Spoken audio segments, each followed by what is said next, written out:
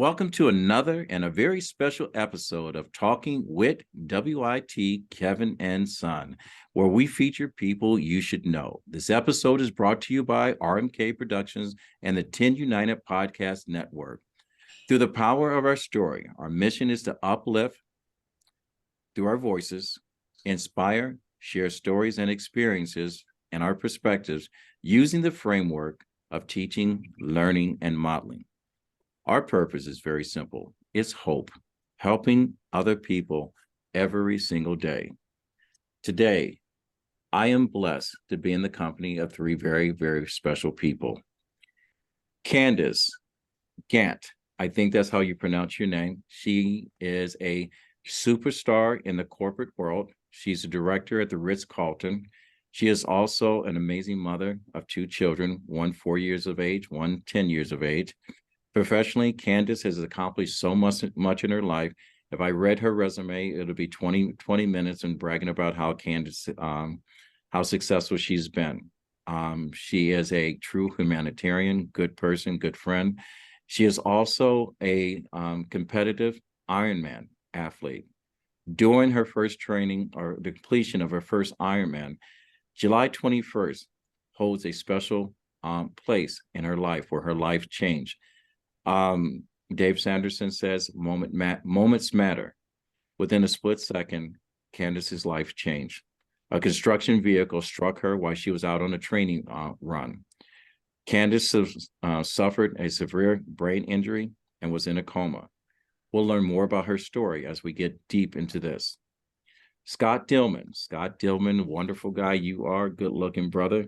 He is the founder of Fighting Back Program. His program is an individual rehabilitation exercise program for people recovering from life-changing events or illnesses or injuries. Scott's program provides assistance to people with head, spinal trauma, Parkinson's disease, MS, ALS, and other neurological, that's my head going, conditions. The beauty of the Fighting Back program is that when insurance fails to support you, Scott's program steps in with a scholarship program in order to help you fight your condition. Now, up in our left-hand corner here, Natanya Sortland. Sortland. See, I told you my own problems will be the debt of me, so please laugh with me. Sortland. No, it's like sort your laundry and land on your feet. How I remember it. Well, you know now that I am utterly confused. You've got to do this interview. She is a survivor of a stroke and a traumatic brain injury. We know it's a TBI, which she acquired. Is it cortico visual impairment? A diagnosis? Yes. Yeah, I have a blindness that is called cortical visual impairment, and it's essentially from a brain injury. If your audience wants to look into my eyes, you'll see that one eye kind of goes this way and the other eye is going that way. It makes it very confusing. So I don't process visual things very well. All of you look blurry and lovely. All right. Well, she's also the ambassador of Mind Your Brain and the TBI community, where she speaks annually at fundraisers, creates video content to promote the Mind Your Brain conference for fellow survivors. We will learn more about Natanya's partnership with Vision Corps, as well as being named one of the most successful or powerful women by Mainline Magazine or Mainline Today magazine. So with that said, it is my pleasure to introduce to our viewers my guest, Candace, Scott, the amazing Natanya, and we are talking real talk about living with mental health. This is a conversation that is on every politician's tablet, every single person working in the workplace and whatever, but no one seems to understand.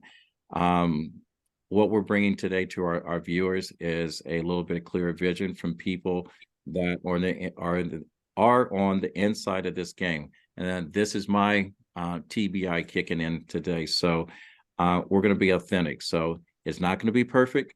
It's not going to be the perfect interview. If people slur their words and whatever, understand this is what happens when your head gets thumped.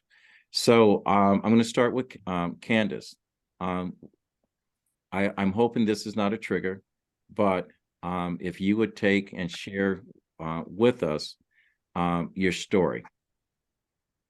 Thanks, Kevin. And I wanted to tell you and our listeners that I'm so thankful and appreciative that you're highlighting traumatic brain injury and talking the real life, talking and telling stories about how it's really made a significant impact on our lives. So I thank you for that. And so I'll take you back to 2015. Has it been that long? Yes, indeed. I was riding my bike. As you said, I'm a novice triathlete, and I had just finished a triathlon. I was out with a good friend of mine. We were on a back road in Philadelphia, outside of Philadelphia, and I had wind blowing in my hair underneath, of course, my helmet, and I enjoyed a glorious ride on July 21st. A truck came up behind me. We're on a 2-lane road, and clipped my bike. I just happened at that time to be at a telephone pole, so I was launched into that telephone pole head first, that causing the massive head injury. Of course, then I was somersaulted to a fence that I hit and then back onto the tarmac. So I lost consciousness. And then my dear friend that I was riding with called 911 immediately because I was flailing, I was incoherent, I was making noises and sounds, called 911. And I will say this, by the grace of God, there was an EMT that was driving past that recognized the severe injuries that I had. He actually was an emergency room doctor late for work at the University of Pennsylvania Hospital. He identified that I had a traumatic brain injury, called a helicopter immediately that airlifted me to the University of Penn, to the hospital of the University of Pennsylvania, where I was immediately sedated and evaluated. I had all my facial bones were crushed. I had a left clavicle injury, a collapsed lung, but most of all, the most serious of the injuries was a head injury. So I was in a coma immediately. They watched the intracranial pressure. They actually put a bolt in your head, and that measures intracranial pressure that had elevated so rapidly that I was needing an emergency craniotomy where they remove your skull plate. They take back your drum, shave your head. Ladies, that's not a good look.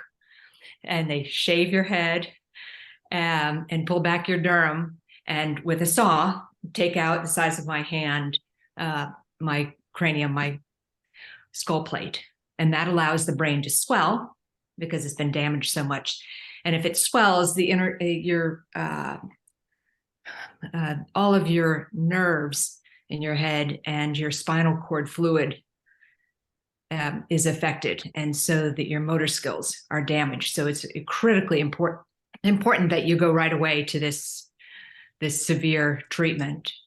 My husband was called in from work. He was in Delaware working, and immediately came to the hospital and was advised that I was going into surgery to have my skull plate removed. So he has, as you would imagine, PTSD as a result of that interaction with the nurses and the doctors, and what was the assault that was happening on my body after my accident. That was a successful, what I'll call a successful operation, and I was in a coma for 2 weeks after that, recovering. They'd slowly brought me out of the coma, and I was in a step-down unit then at the hospital for another week or so, and then I was transferred to a rehabilitation center. And at this point, I was still on a gurney. I couldn't walk, I couldn't talk, I had no skills, so I had to relearn that. So that was 6 months in a rehabilitation center to learn to walk and talk again. I could just answer one. I had a trach, of course, a breathing tube, so I didn't have the capability of speaking well, nor could I understand it. I had yes and no answers. And they told my husband that there was a very strong chance that I would not be able to process language again, that was the outcome would be a very serious one without significant rehabilitation. So I was at rehab for 6 months and had a great recovery, because I just, as I was coming out of a world that I didn't understand. I couldn't understand why I was in a hospital and what had happened and where are my children and who's taking care of them. When you start to process information, then it's a terrible state that you're in to try to understand the severity of the injuries that you had. Your brain just prevents you from processing how really terrible. I thought I could run again, and I couldn't walk. So your brain is meant, I think, to have memory issues. That's when it first starts, that you have memory. You can't remember that you had an injury. You can only remember that you are an athlete. Yes, and I'm glad you shared the story. And for our listeners, the reason why I'm doing this story, because mental illness is real.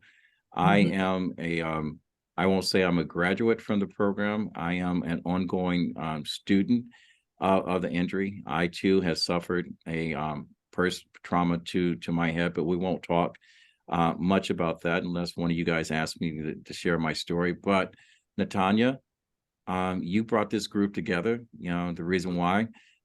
Before we start to talk about living this life and what the life is and how our family members can get involved and be proactive with our recovery and add to our lives, would you like to share your story? Yes, this is not a story I often share. I don't know how it is for Candace. It's hard to go back there. I had a very different experience than Candace. I was, this was about 9 years ago. I was coming home from work. It was a cold, crisp February day, and I had the one moment. I think, hold on, I have a emotional support dog that may need to come in here. I do. Everything's okay. I'm sorry. You can bring the dog in here. I'm fine with it. Okay, great.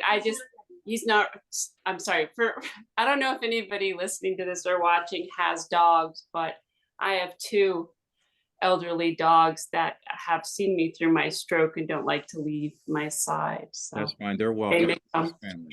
Okay, so for me, I was healthy, great weight, worked out, perfect blood pressure, and I'm walking into the kitchen with the groceries, and all of a sudden it felt like, bam, I'd been shot in the head. I made it to the ground and I called for help. And it was a level of pain I didn't know existed. And I remember thinking, I didn't know a person could hurt like this, but I wasn't scared. I figured, I've pulled muscles. I guess you can really tear a muscle. I had no idea that I could die. And this is why I need my dog to tell the story. Come here. That's okay. Come here. This is Gus. Oh, hey, Gus. Yeah. This is Gus. So Gus, I'm going to hold you while I tell the story. So I call for help, and I just remember losing my ability to walk and speak, and in my mind just thinking, just knock me unconscious and I'll wake up, I'll be fine. The next thing I knew, the doctor in the emergency room walks in and he says, you've had a subarachnoid brain hemorrhage, which 50% of the people who get them don't make it to the hospital. And at this point, I still don't understand what's going on. Candace has it right. You're just trucking along and having no idea what's happening. And then I was told I was going to get medevaced. And I thought, I'm afraid of flying. I don't like heights. Here I was fighting for my life, and I didn't know it. For me, I knew it was serious when all of a sudden I'm going in and out of consciousness. I'm about to go on the helicopter, and my family comes in one at a time and gives me a kiss on the cheek. And I just thought, oh, this is really nice, until there's a doctor in the family who's very stoic. And he kissed me in the cheek and he lingered. as if he was saying goodbye to me. And that was my first inkling. So next thing I remember is that the helicopter slams down and wakes me up. And the guy said to me, well, you made it, you made it in one piece. And you know what I was thinking? I missed my first helicopter ride. Here I am. I'm having a stroke, and that's my thought. And then the next thing, I'm sorry, it's my dogs. That's okay. You don't have to apologize. Keep going. And if this is too painful, No, you know what? It's an important story to tell because of how far I've come. It's an important story to tell. So I'm in the hospital, and the next thing I know, the doctor is telling me that I might die. He said, we're going to find out tomorrow. We're going to do a procedure, and we want you to know that there's a chance you might die. There's a chance you might need to be put into a home. There's a chance you might be okay. And the pain this is where I was really grateful that the pain was at an unreal level. It was the kind of pain that you can't be too scared with. And you don't know who you are until you're faced with that. And I had to live 24 hours going, I might die. And I remember I shocked the doctor and my boyfriend at the time by saying, all right, if I end up in a home, you go find a good woman. I don't want you to be spending your life in a home. And they're just, I don't understand how serious it is. So anyway, I have the procedure and I wake up and I think, okay, I'm going to live. And then I thought, now it's time to get better. And I spent about 3 weeks in the hospital. I had complications. I had the haircut too, Candace, where they shave your head, and because I had fluid building up in my brain. And so they did that. And I don't know about you, Candace, but what happened to me is I did not get the help I needed when I left the hospital. I got sent home and I woke up the next morning and all I knew how to do was feed my dog, make the coffee, and just walk in circles.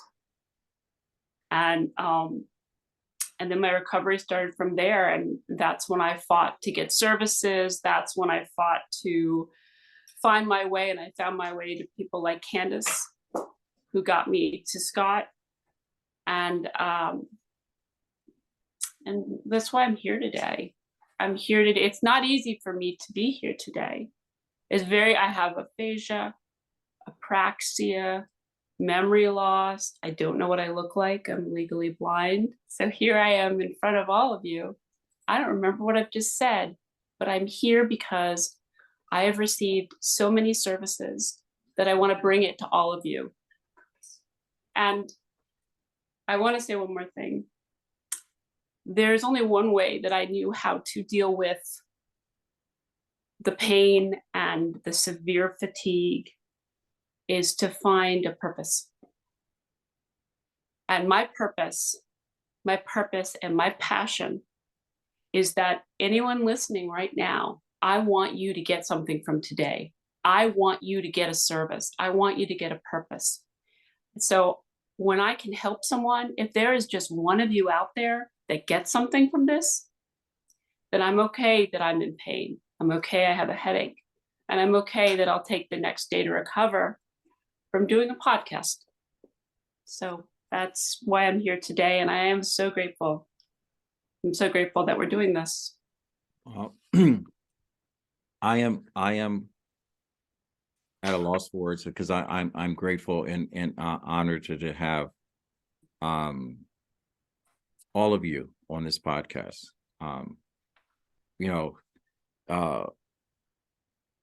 When we initially had this conversation, it's been hard, and I think it's harder for men than it is for women to articulate when something is wrong with them. We don't go see the doctor like most people, especially Black men. We don't go see the doctor at all. We don't, because men are taught to be strong. We don't reveal that we're vulnerable But Candace, it wasn't until I got a chance to talk to you that I was able to come out, or Candace and also Scott when we first met, to talk openly about things I deal with. Because the hardest thing in my life is that, you know, I'm a fitness professional.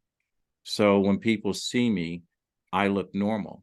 You know, when I tell people that today's my day is mush, people don't understand it. And what I've tried to do is explain, if you've seen the movie The Matrix, when I'm having difficulty, imagine your brain being fragmented and you're trying to process information and nothing's making sense. Or sometimes your brain just plays around with you.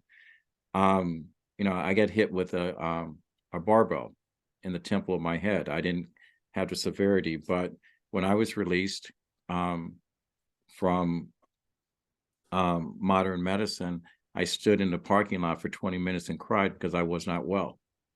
And I knew I wasn't well. You know, it's a hard subject to talk about without becoming emotional about it. But I think it's important because we have family members, we have friends, we have coworkers that have to deal with us, that because we all have busy lives, they don't understand what we're going through. And sometimes they don't realize pressuring us to remember something or pressuring us or putting issues on us for us to be normal actually creates more pressure and more problems. And, you know, there was a horrible story that was released today on CNN, and I'm going through it today because I hit my head again last week. So did not know that I was concussed again.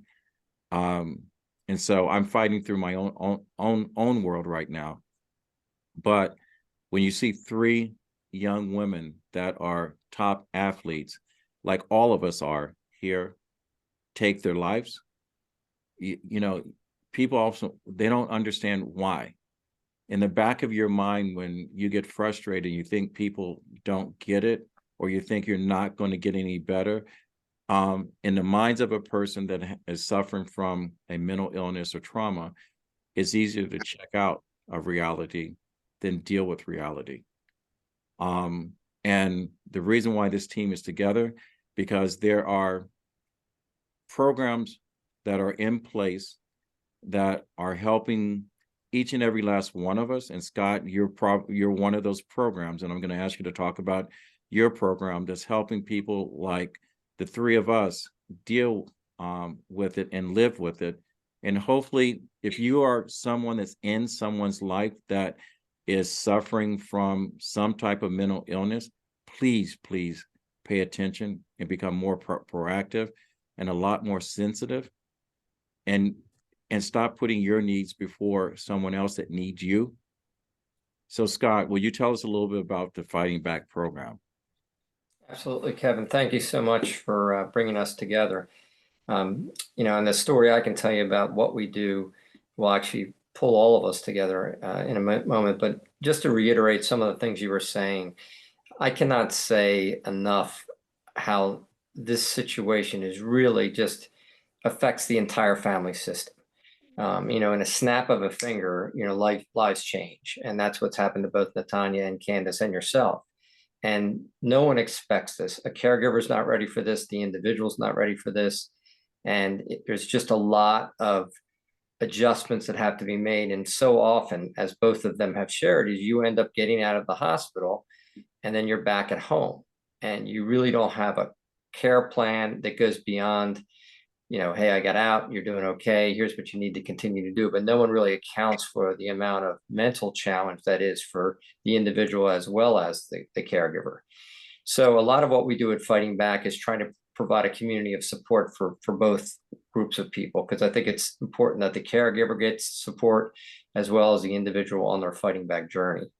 So an example of what we do is tied into the three of us right here, and that is Candace started a wonderful organization called Mind Your Brain that provides education in a variety of different formats, but specifically in an annual conference. And I was speaking at that conference, and there was a young lady in the audience that was in a wheelchair, and she had headphones on, and she raised her hand and said, you know, I really, you know, I'm listening to what you're saying about staying active, and all I want to do is dance again.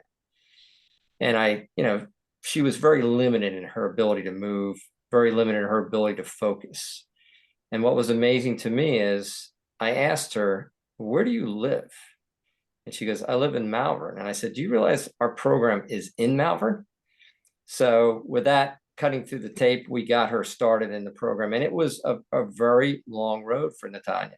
She basically started out at the gym where she had a very hard time coming to a facility where there was a lot of background noise.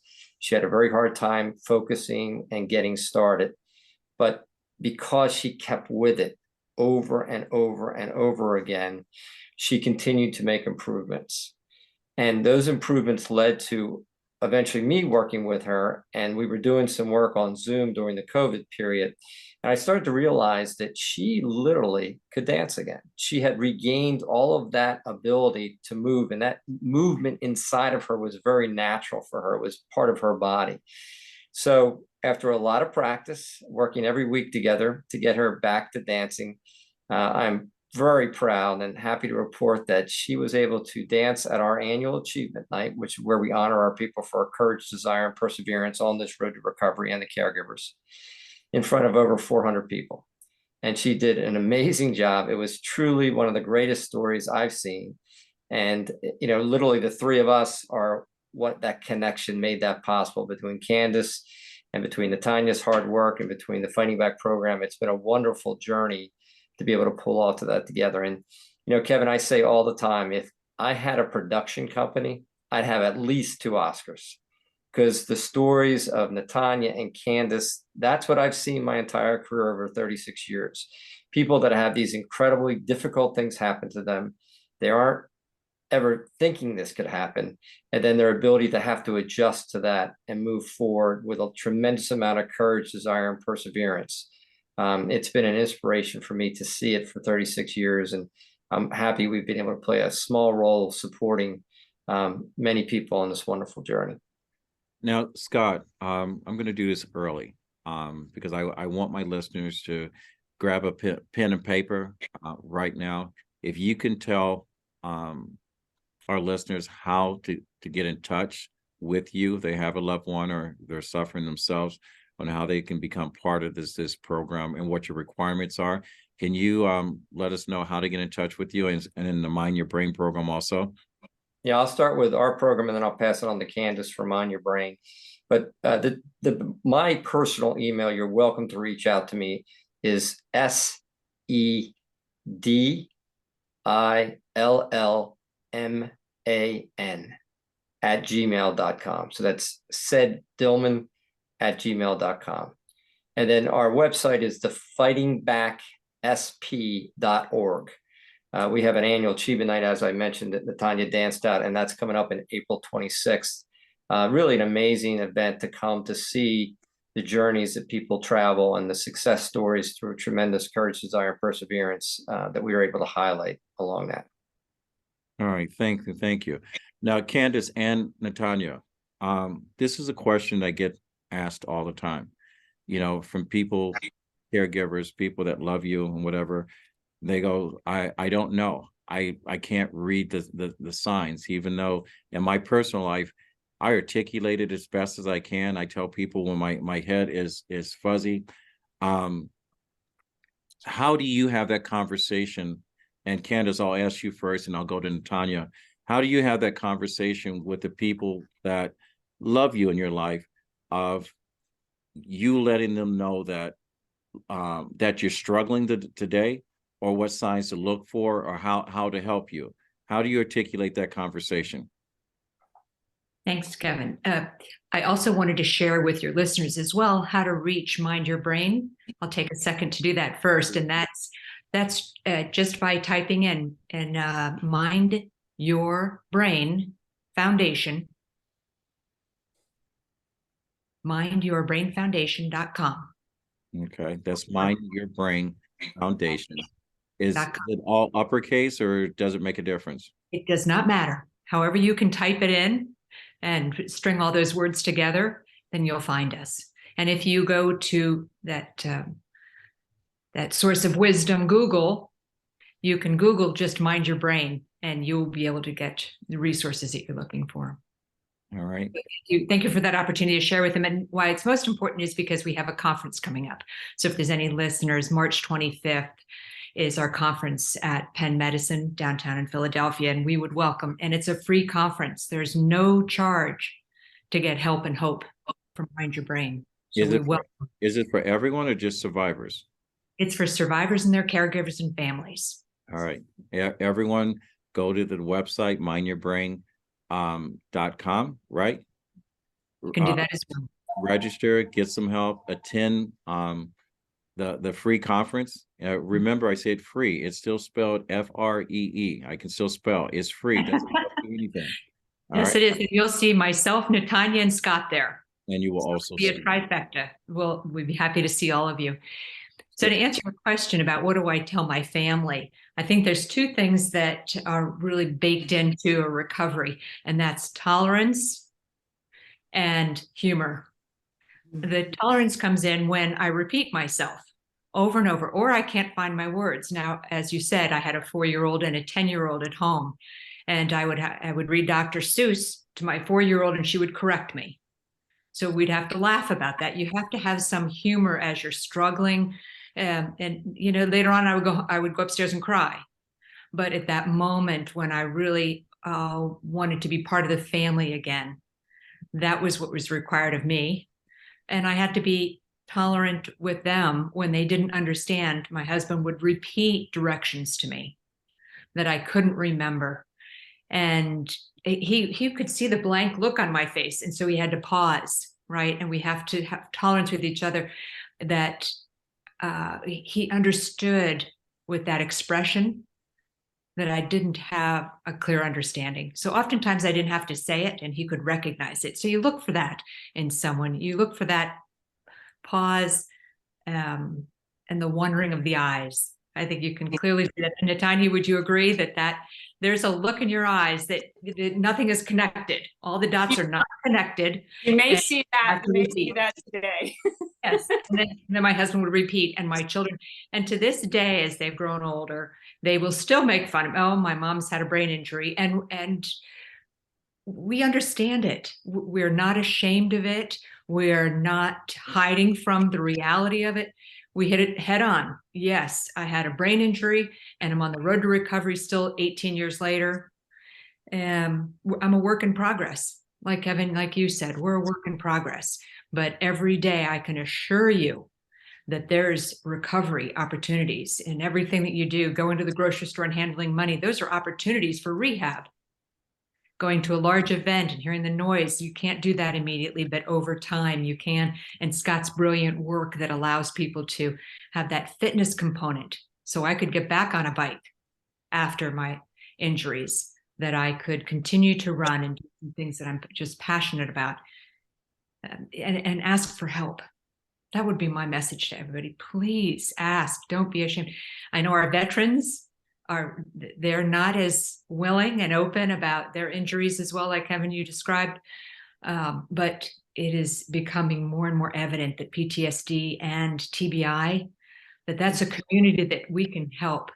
And I think they're becoming more and more, they recognize it more and more, that it's strong and it's not vulnerable, but they're strong to ask for help. And I think that's true with our veteran population as well as civilians.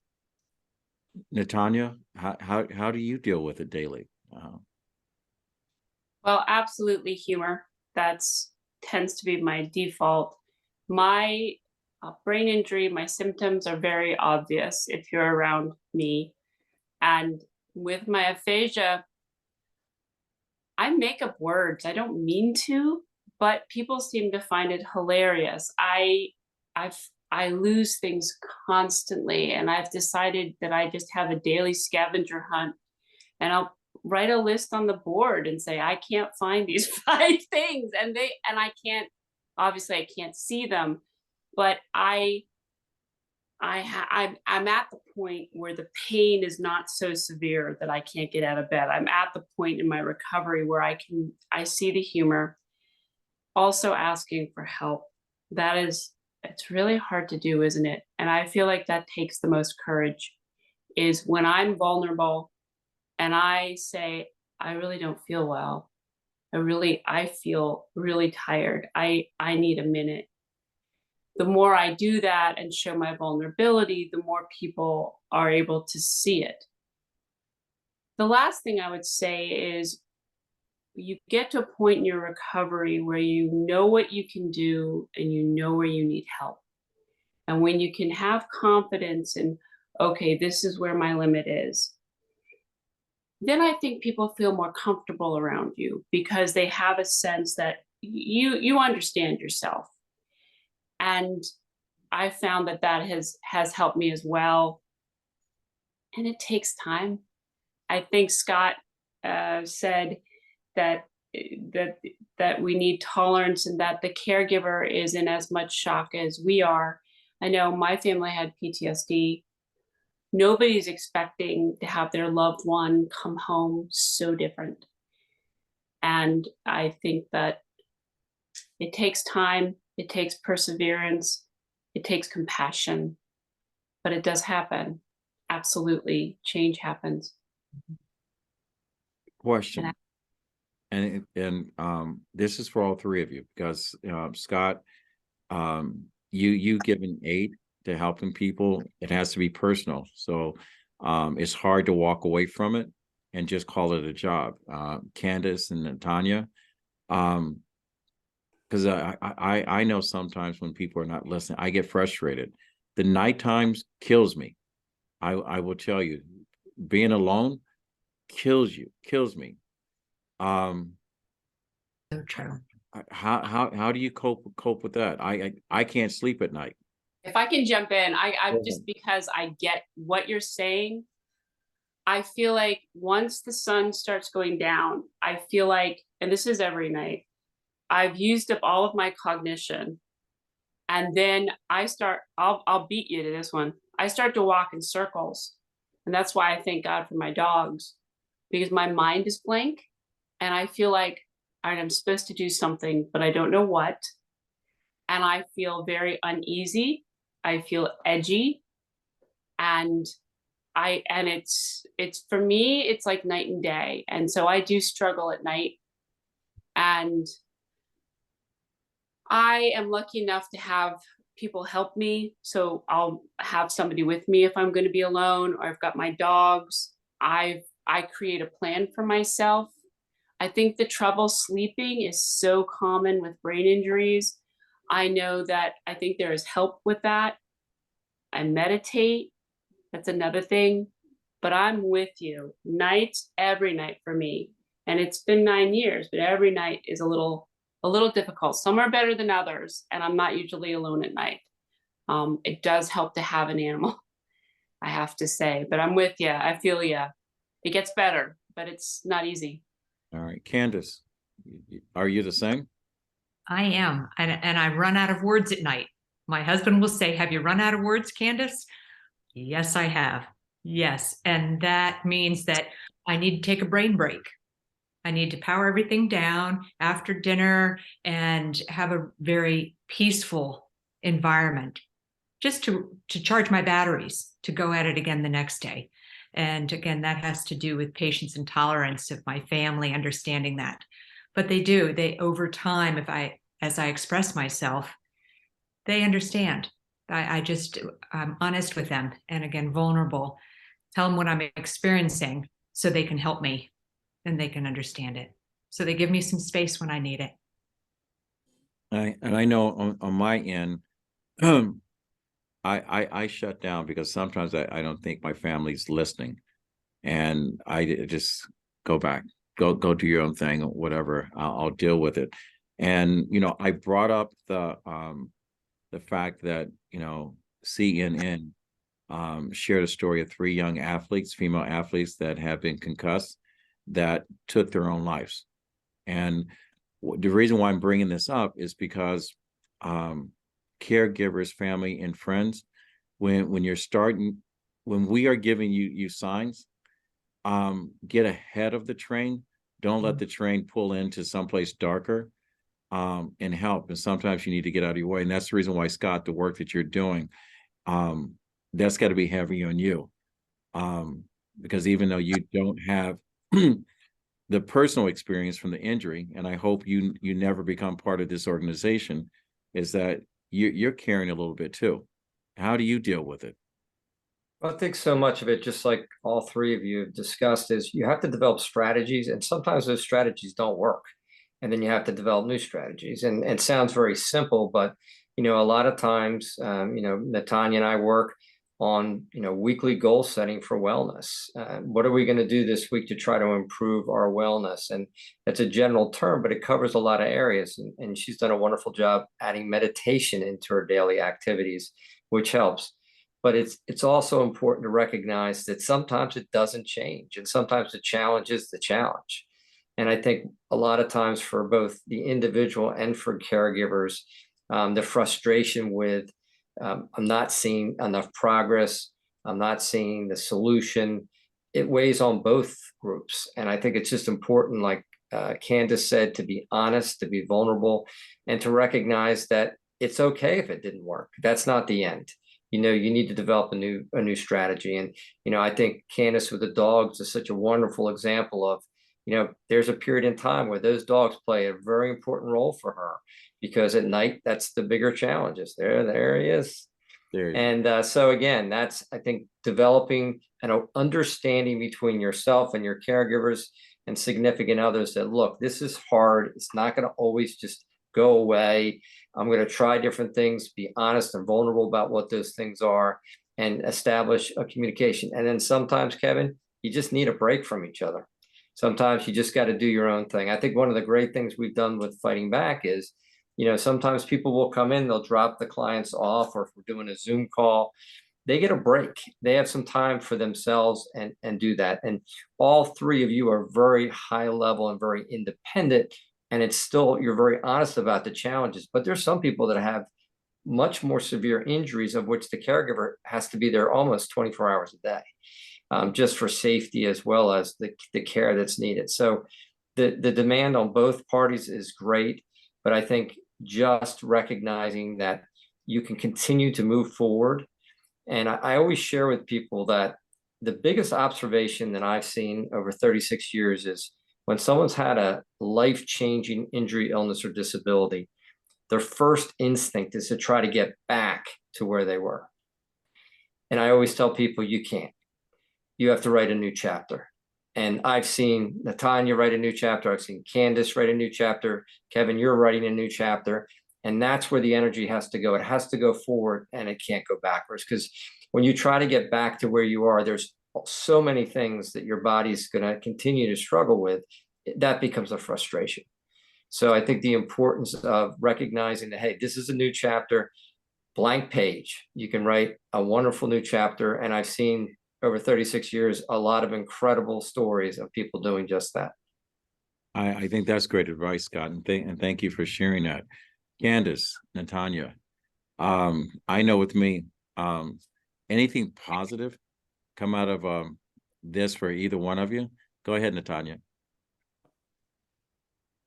For me, what came out of it, and I have to say how I thought of my stroke is, everybody else was talking about me going back to normal. I knew something was very wrong. So I thought of it that if I was a garden, my stroke was that my garden got burned to the ground, and that my job was to make sure I watered it, I had good seeds, I weeded it. So for me, sleep was watering my garden. The seeds were the nutrition and the help that I got. Weeding it meant taking things out of my life that didn't help me recover. I didn't know what was going to grow.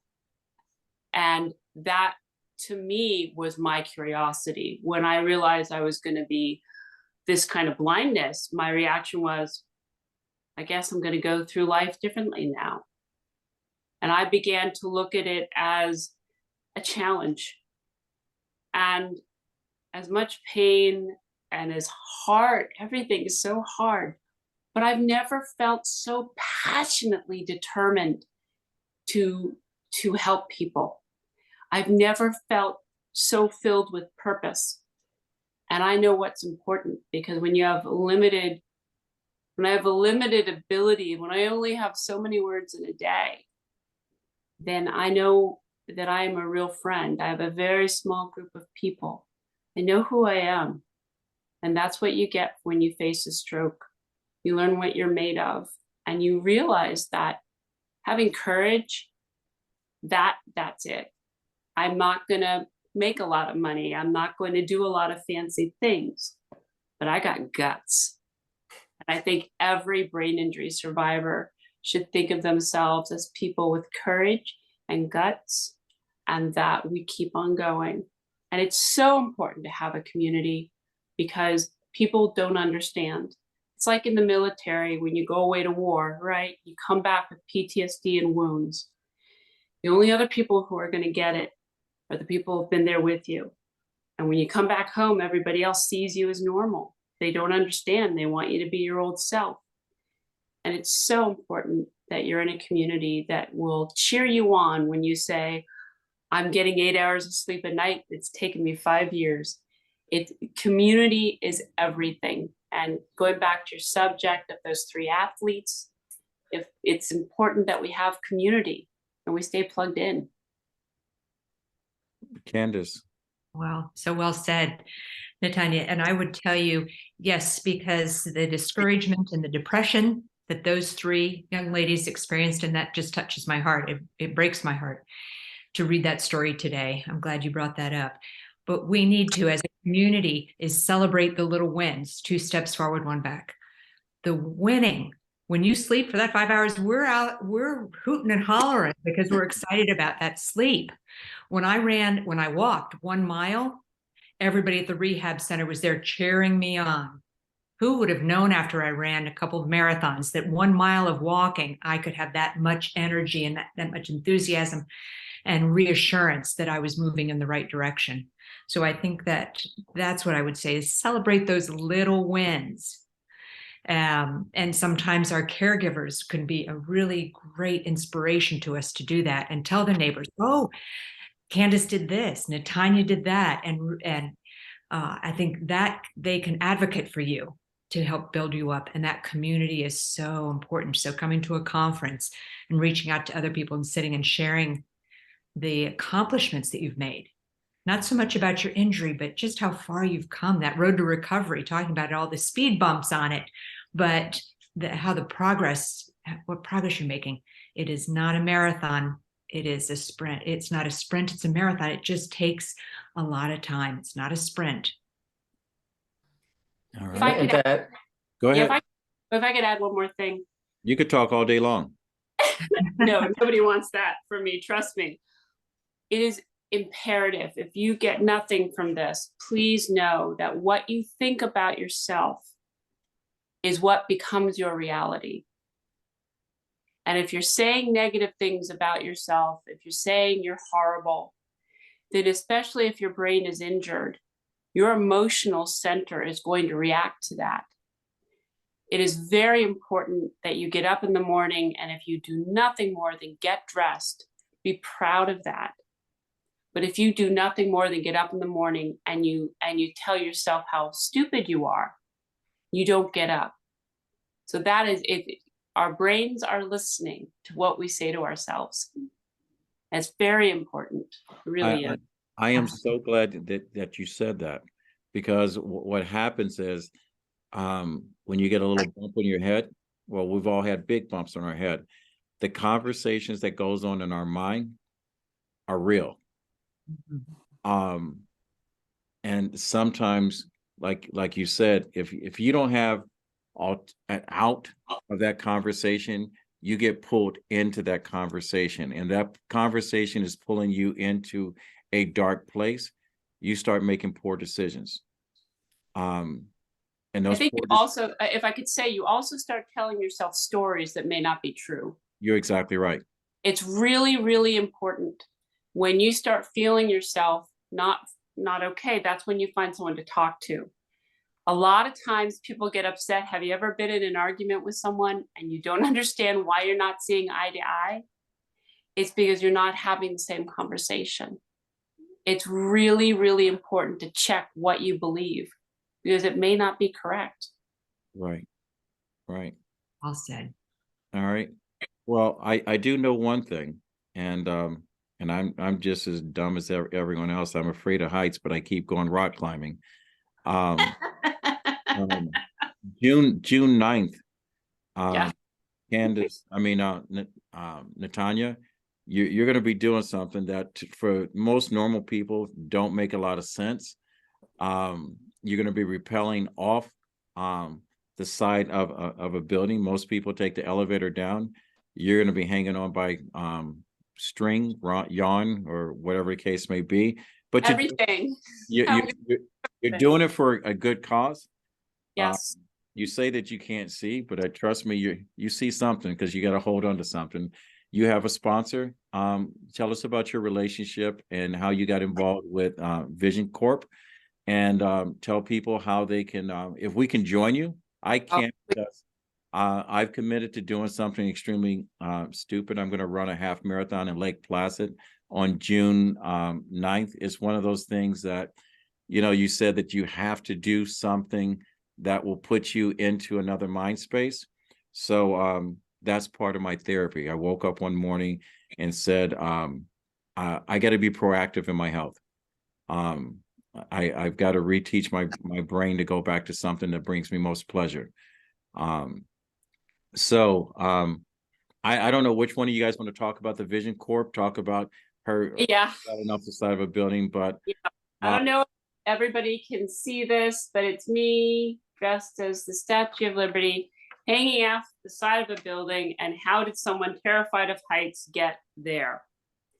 It all started with my vision starting to go, double vision, everything's blurry. My vision was going pretty bad. And I was looking for help. I was cutting my hands. I almost got hit by a car, almost falling down the stairs. How do I read my mail? And I was asking my doctors, and they had no idea. So I was panicking for a long time. And somebody told me about an organization called Vision Corps. And they're about 100 years old. And they're an organization that will come into your home. And if you are blind or visually disabled, they will teach you whatever skills you need to be independent and to continue on with your life. And they also hire people who are blind and visually disabled. There are support groups for us. I went from panic to, I got this. When Taylor was my first occupational therapist, came into my home, I don't even know how to describe, just imagine you can't find your shoes. And I had a whole list of things. And she said to me, whatever problem you have, we're going to solve it. And if I don't know the answer, I'll find someone.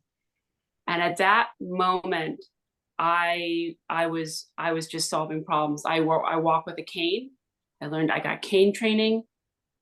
And then after about a year or two, they said, hey, would you like to do our annual fundraiser called the Eye Drop? I'm like, where you rappel down a 10-story building. I'm afraid of heights. I said, no, I'm good. They asked me a second time. And then they asked me a third time.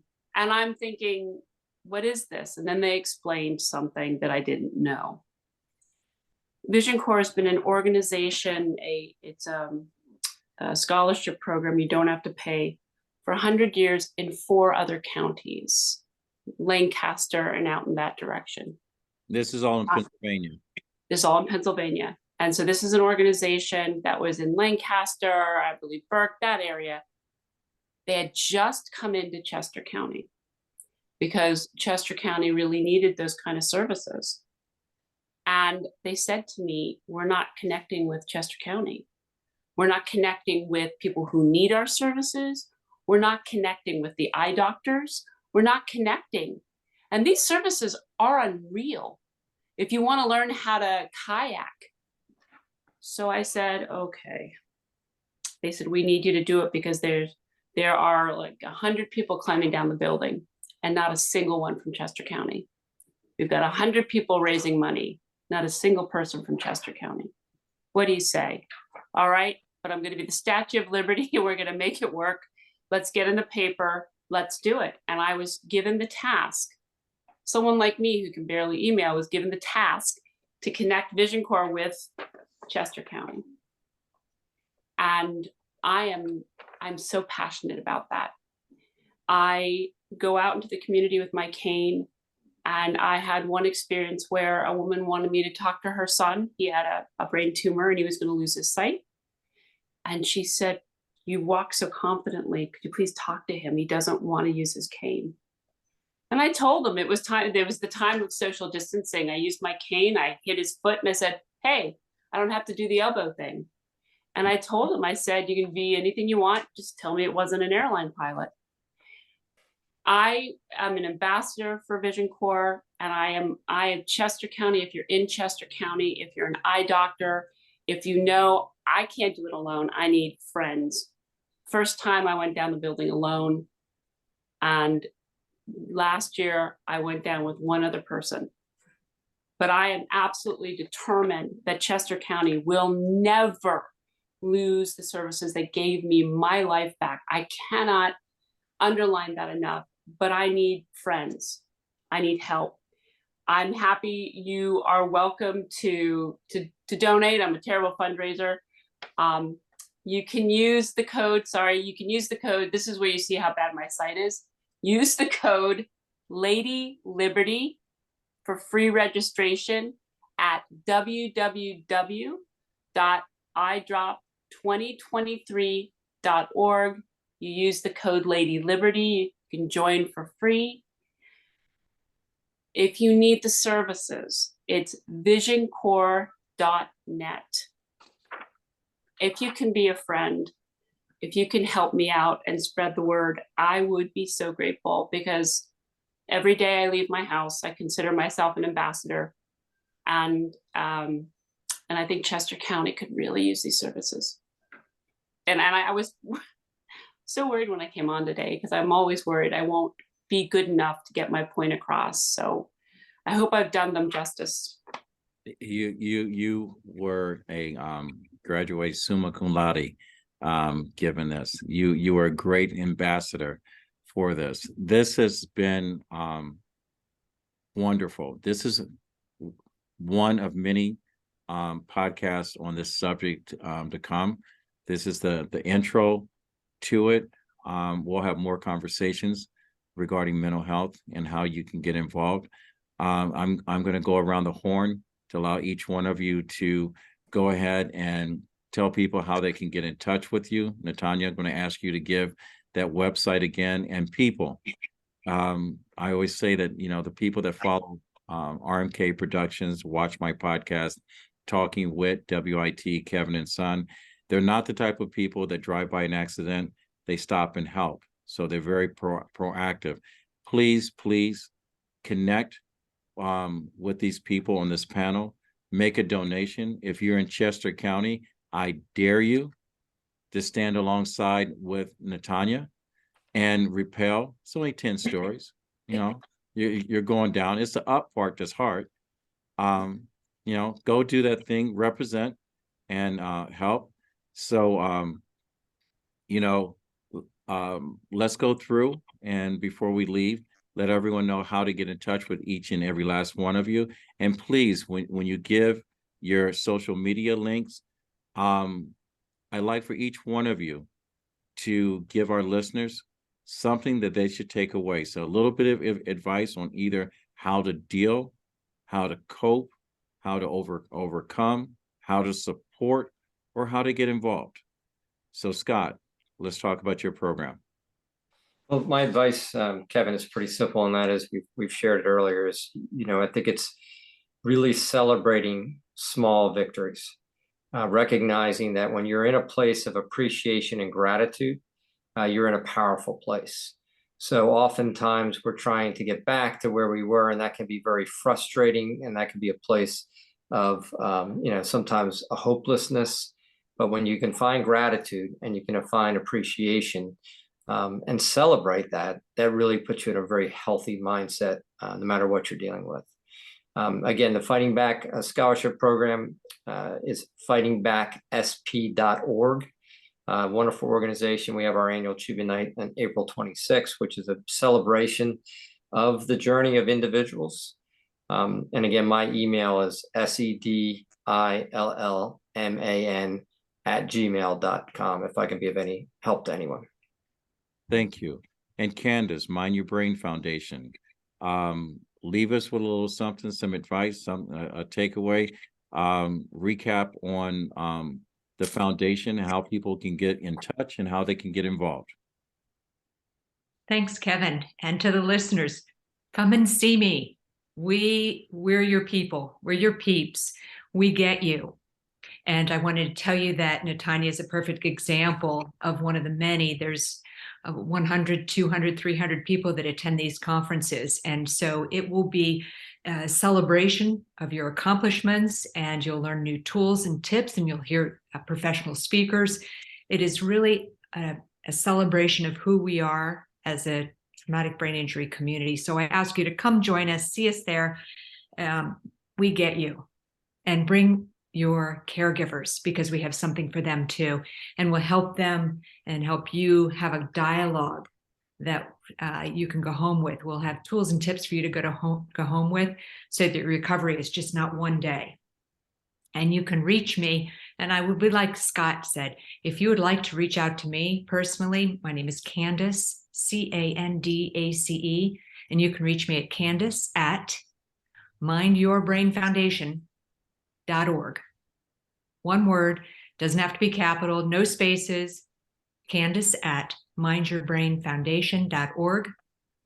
And you can register for the conference, free conference, at mindyourbrainfoundation.org.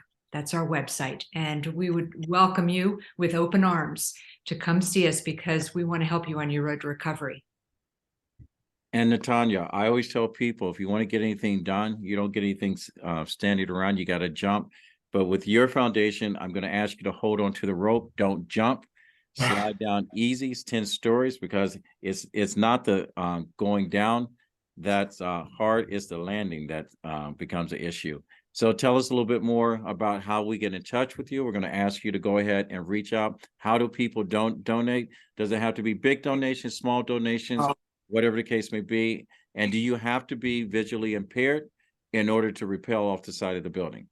No, you just have to be able to rappel down the side of a building. I am afraid of heights. I am absolutely afraid of heights.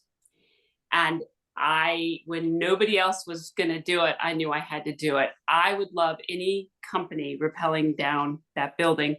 Also, with donations, I would $5. It's hard to feel alone while standing in such a huge county with so much need. And I have such an amazing organization that can do so much. It's hard. I need help. I need friends. So with donation for this event, put it up again. It's www.idrop2023.org. To join my team, you use the code Lady Liberty, because I dressed up as a Statue of Liberty. It's for free registration. Once again, if you need help, visioncore.net if you need help, or you know someone who needs help. I hope you join my team. It's really hard when the other 4 counties are there with all of their people, and then there's like me. And I don't think any of us want to see help get wasted. And what I would leave with you is never give up hope. Never give up hope. Going to a conference like Candace, you'll find one thing to hang on to that will change your life. Also, helping other people. I found that dedicating my life to the service of others has made my life very beautiful. And also, one last thing, please join my team. Please. Thank you. That was a warrior cry. That wasn't a pity, please. That was a warrior cry. Come in and join Chester County. You have the resources in that community, so there's no excuse. You know, everyone at the King of Prussia Lifetime Athletic, I dare you, because you live in Chester County, to show up and support this young lady. Dare you. All right, you have a tribe. You know, we'll get this done. To our listeners, I just have to thank my guests, Candace, Scott, and Natanya, for coming in and sharing very personal stories, sharing the resources. You can't say now you don't know where to go or who to ask for help.